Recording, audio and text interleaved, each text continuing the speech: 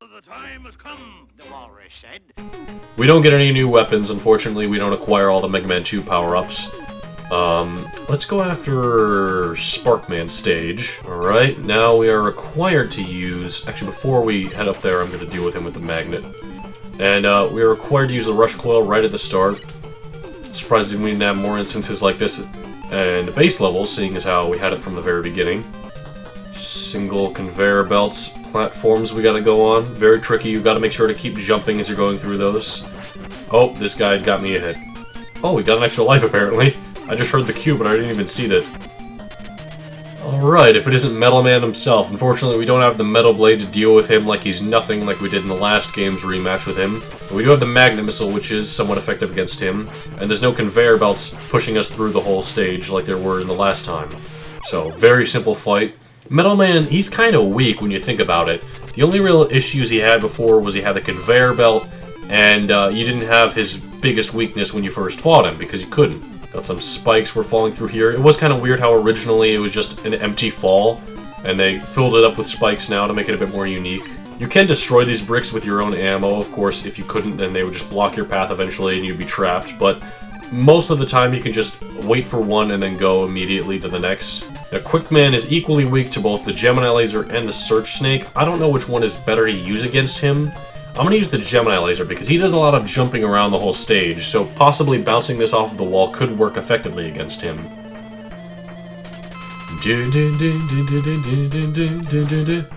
Ow. He just landed on me there, that hurt. Ow. Okay, that laser finally hit him. Oh, maybe I should use my E-Tank. I can't pause the game because the laser's still going around. Oh, I lived! Alright, I guess I'll use the energy tank even though I don't 100%... I'm pretty close to him dying, but I'm not gonna take the risk. There we go, okay. Gemini Laser managed to deal with Quickman, or at least Doc Robot posing as Quickman, and we move on to the next stage. Alright, next let's head after Needleman, I suppose. Needleman, we just did his stage in the last part, normally, but now it's all revitalized.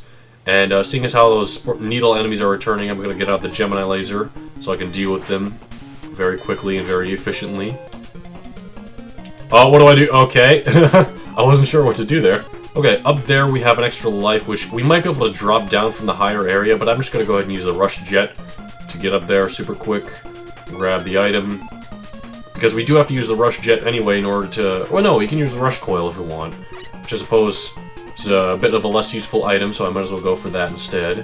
And here's another segment where if we use the Rush Jet, we are rewarded. We can get an energy tank over here. Well, ladies and gentlemen, we're fighting all the bosses of Mega Man 2. It's about time. Airman.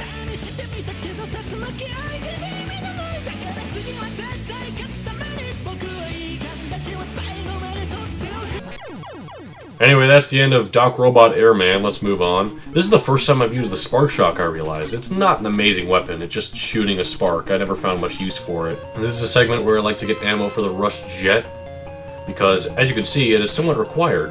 And by that I mean it's completely required that you use the Rush Jet here. You need to avoid the enemies coming from the ceiling, as well as these flies coming towards us, and we need to pick up a lot of ammo along the way. Alright, let's, oh, I just sent him to his death.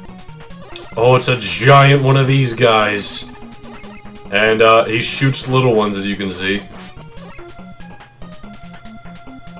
Oh, it couldn't make the jump. It's lagging like crazy right now. I don't know what's up with that. This game has lagged a lot more than the other Mega Man games have. Whew. I'm amazed I made that shot there. I'd shoot under his needle and still hit him. Anyway, next boss we got is, who is it? Is it Crashman, I believe? Yup, it's Crashman. And Crashman in the last game had the wall-breaking attack, similar to Gutsman. So now we're going to be using the Hard Knuckle, which is this game's kind of wall-breaking attack. You need to use an energy tank. Oh, use the energy tank! I don't like how you have to use start in order to use it. Oh, he hit me. One more should do it. There we go. Okay, we got him. We had to use an energy tank, which sucks, but we did get an energy tank during that stage. So, we're all good there. Last Doc Robot stage, we're redoing Gemini Man's stage. I know we just did this a couple parts ago, but oh well, we gotta redo it, I suppose. For some reason, the fire now is blue. This wasn't the case earlier. I don't know why they bothered changing it, but oh well. Oh, I'm amazed I didn't fall down that pit. Well, I have plenty of lives, so I'm not too worried about getting a game over or anything. Oh my, how do I keep avoiding falling down these pits? What you'll notice is that we aren't encountering Breakman in any of these stages. And these were stages where in a couple of these we encountered him previously. Like we saw Breakman during Shadow Man stage in the original run-through. We saw him here, but now we aren't seeing him at all. Yeah, this is where we saw him originally. And can I actually make it to the other side for any reason? Let's try.